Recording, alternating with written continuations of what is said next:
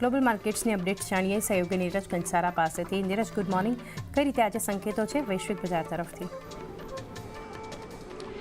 જી good morning ચાંદની। અને આજના દિવસે આપણને જે સંકેતો મળી રહ્યા છે થોડા તેજી તરફના જ મળી રહ્યા છે। જુઓ, ગઈકાલે અમેરિકાના બજારોમાં આપણને ખાસ કરીને એક તેજી જોવા મળી હતી। બીજી તરફ ખાસ કરીને ડાઉ જોન્સમાં ગઈકાલે એક પોઝિટિવિટી રહી, પરંતુ અને નાસ્ડેક અને S&P 500માં પણ એક સારી તેજી રહી। પણ ગઈકાલે મહત્ત્વનું એ રહ્યું કે ખાસ કરીને ડાઉ જોન્સની અંદર નીચલા સ્તરેથી એક ઘણી સારી રિકવરી આપણને આવતી જોવા મળી।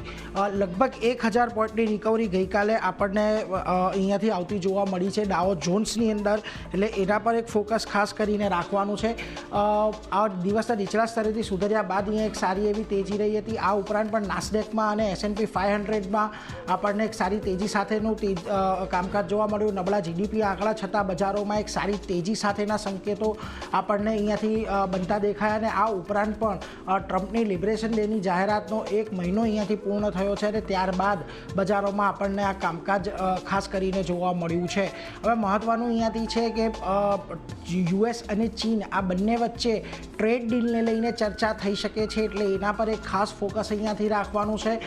બ્લૂમબર્ગના હવાલેથી આ સમાચાર આપણને આવતા દેખાયા છે કે ચીન અમેરિકા વાત કરી શકે છે। આ ઉપરાંત પણ એમાં સામે એવું આવી રહ્યું છે કે ખાસ કરીને વાટાઘાટોની શક્યતાઓ શોધી રહ્યું છે ચીન।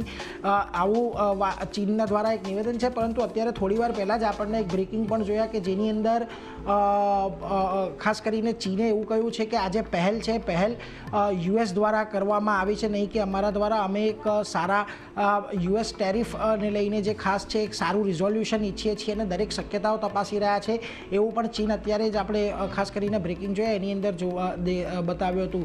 આ ઉપરાંત ખાસ કરીને અમુક અમેરિકાના આપણે GDPના આંકડા આવતા દેખાયા, એ ખાસા એવા મહત્ત્વના હતા। GDPના આંકડાની અંદર જે અનુમાન જે છે તે આપણને લગભગ ઘટતું દેખાયું છે। જુઓ, Q1 FY25ની અંદર જે GDP અનુમાન છે -0.3% રહેતું જોવા મળ્યું છે। અહીંયા જે અનુમાન હતું ઓલમોસ્ટ 2.4%ની આજુબાજુ રહે એવું એક અનુમાન હતું। કોઈ બહુ મોટા ફેરફારની અપેક્ષા નહોતી, પરંતુ આ જે અનુમાન છે તે અહીંયાથી આપણને ઘટીને આવતા દેખાયા છે, એટલે એના પર એક ખાસ ફોકસ અહીંયાથી રાખતા રહીશું। આ ઉપરાંત PCEના પણ આપણને નંબર્સ આવતા દેખાયા। PCEના નંબર આવ્યા બાદ પણ અહીંયાથી આપણે ખાસ કેવી મુવમેન્ટ આવતી જોવા મળશે એના પર પણ એક ખાસ ફોકસ રાખવાનું છે। પરંતુ જો Q1માં આંકડા જે ઘટીને 0.4%નો અંદાજ હતો, પરંતુ -0.3% પર અહીંયાથી રહેતા જોવા મળે છે। યુએસની વધતી ઇમ્પોર્ટને લઈને GDP પર એક દબાણ અહીંયાથી ખાસ કરીને બનતું જોવા મળી રહ્યું છે, એટલે એના પર એક ખાસ ફોકસ રાખવાની।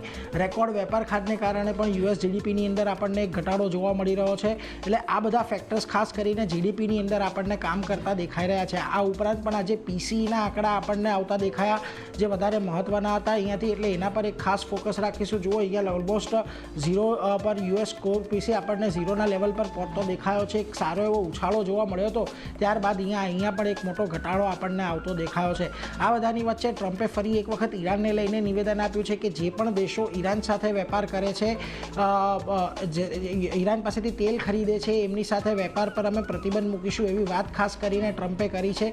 અને ટ્રમ્પના આ નિવેદન આવ્યા બાદ પણ આપણને ક્રૂડ ઓઇલની અંદર એક મોટો ઉછાળો ખાસ કરીને આવતો દેખાયો, અને ઈરાન પાસેથી જાપાન, દક્ષિણ કોરિયા, ચીન, ભારત આ બધા દેશો ખાસ કરીને જે ઓઇલ છે ખરીદે છે, એટલે જોવું રહ્યું અહીંયાથી કે ઈરાન પાસે તેલ ખરીદવાને લઈને પણ આગળ આપણને શું ડેવલપમેન્ટ આવતા જોવા મળે છે। પરંતુ આ બધાની વચ્ચે આજે આપણે એશિયાના બજારો પર નજર કરી લઈએ તો જુઓ, એશિયાના બજારોમાં એક પોઝિટિવિટી સાથેની શરૂઆત આજે આપણને જોવા મળી હતી।